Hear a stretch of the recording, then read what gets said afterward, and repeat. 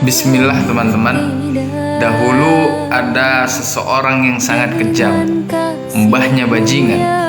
Dia pernah membunuh 99 orang. Namun suatu ketika datanglah hidayah, dia pun ingin bertaubat.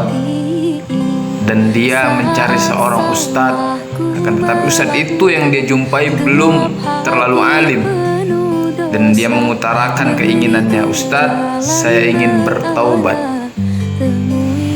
"Emang dosa apa yang pernah kau lakukan?" tanya sang ustadz.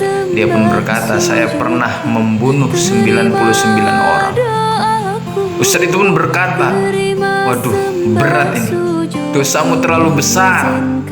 Ya namanya preman baru taubat digituin, marah dia. Akhirnya digenapkan menjadi 100, dibunuh ustadz itu. Dan dia pun mencari lagi seorang ustadz yang alim. Dan bertemulah dia dan dia utarakan keinginannya tadi.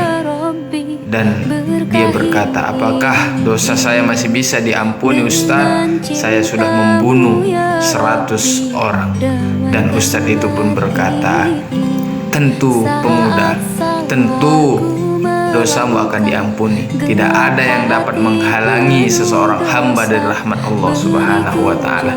Dan hijrahlah kau ke suatu tempat."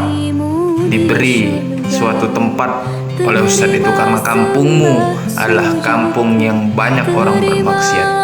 Dan singkat cerita, hijrahlah dia. Di tengah perjalanan meninggal dia. Dan akhirnya singkat cerita, dosa dia yang dahulu telah diampuni oleh Allah Subhanahu wa ta'ala. Niat taubatnya diterima oleh Allah Subhanahu wa ta'ala. Walaupun dia belum pernah berbuat kebaikan walau sekalipun, akan tetapi diampuni oleh Allah Subhanahu wa ta'ala karena dia taubat dengan sungguh-sungguh, taubatan nasuha.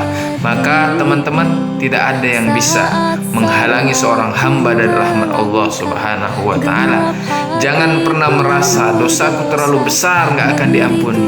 Jangan seperti itu teman-teman, karena rahmatnya Allah jauh lebih besar daripada dosa-dosa manusia.